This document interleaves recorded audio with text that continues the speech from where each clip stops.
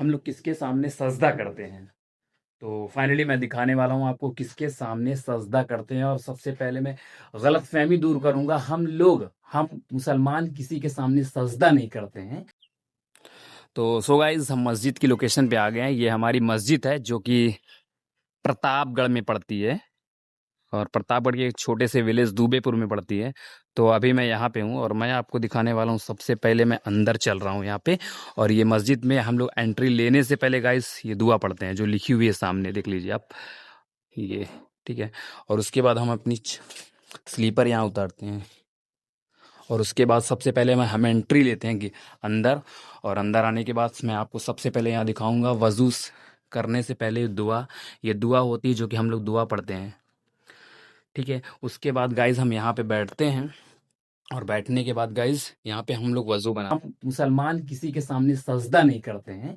हम लोग सिर्फ एक सजदा नहीं करते हम लोग किसी के सामने। एक मस्जिद ये खाली है, और आप देख सकते हैं हम लोग यहाँ पे हमारा यहाँ पे हमारे इमाम साहब होते हैं जो कि नमाज पढ़ाते हैं।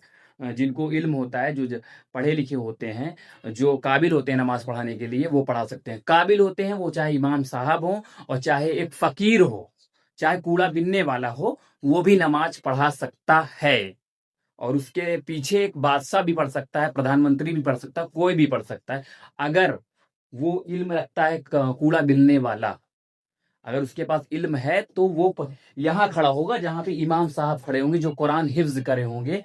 वो कूड़ा वाला भी यहाँ खड़ा हो सकता है अगर उसके पास इल्म है। अगर इल्म नहीं है तो फिर वो यहाँ खड़ा रहेगा। अगर बादशाह को इल्म नहीं है, या तो जो अपने कोई भी हो, उसके अगर इल्म नहीं है तो वो यहाँ पे नहीं खड़ा हो सकता है। वो कूड़ा बिनने वाले के पीछे ही खड़ा रहेगा, क्योंकि कूड़ा बिनने वाले को इल्म है और बादशाह को इल्म नहीं है। तो बादशाह यहाँ पे आम मुसलमानों के बीच नमाज पढ़ेगा। तो ये मतलब गलतफहमी आप लोग की मैं दूर कर दिया हूँ, और मैं आपको दिखाने वाला हूँ मस्जिद में क्या होता है। तो सो गाइस मस्जिद में एक ये होता है, इस पे जो होते हैं, इस पे हमारे इमाम साहब या तो जो जिसको इल्म होता है वो यहाँ पे बैठ के खुतबा देते हैं। और खुतबा देते हैं जो कि हम लोग सुनते हैं। खुतबा की एक किताब है, ये खुतबा की आप लोग देख सकते हैं, ये किताब है, ये खुतबा की किताब है। खुतबा ये किताब है, खुतबा की देख लीजिए, कुछ लिखा नहीं है ऐसा कुछ। ये खुतबा है, जिसको इल्म होता है वो पढ़ता है, और खुतबा सुनते हैं सब अच्छे से बैठ के खुतबा सुनते हैं सब बैठ के। तो गाइज और मैं आपको दिखाने वाला हूँ यहाँ पे, ये गाइज ये जा नमाज है गाइज, और ये फैन है गाइज, ये फैन वगैरह है, टॉवल वगैरह है, ये पंखा है गाइज, ये आयतल कुर्सी लिखी हुई है गाइज। ये और हमारी पांचों वक्त की नमाज है जो कि 5 टाइम मुसलमान नमाज पढ़ते हैं। इसमें से असर होती है गाइज, जोहर होती है, फजर होती है। फजर सुबह सुबह पढ़ाई जाती है 5 बजे, और उसके बाद मगरिब होती है 6:30 बजे, ईशा होती है 8 बजे। जुमा एक दिन आता है जो कि फ्राइडे को जिसे बोला जाता है। बाकी ये सब ये कैलेंडर है गाइज, तारीख है, हिंदी में उर्दू में भी है गाइज।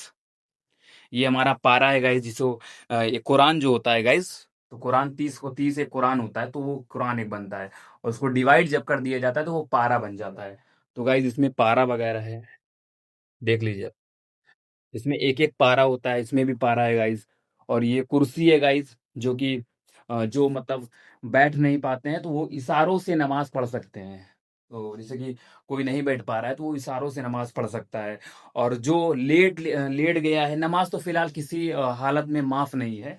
और जो नमाज काबिल नहीं है, पढ़ने लायक नहीं है, बेड पे लेटा है, बीमार है, तो वो इशारों से नमाज पढ़ सकता है, अल्लाह को याद कर सकता है, ऊपर वाले को याद कर सकता है। और ये गाइस माइक है हमारा,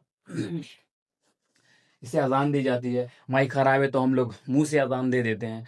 तो टोटली आप लोग को मैंने दिखा दिया मस्जिद में क्या होता है। वीडियो को ज़्यादा से ज़्यादा शेयर करिएगा ताकि लोग जान सकें, और ऐसे ही सब लोग अपने धर्मों की इज्जत करिए, नमाज पढ़िए, भगवान से दुआ करिए, जो जिसको धर्म को मानता है पूजा करिए, जो भी करिए अच्छे से करिए, दिखावा नहीं चाहिए किसी को। और वीडियो को ज़्यादा से ज़्यादा शेयर करिएगा।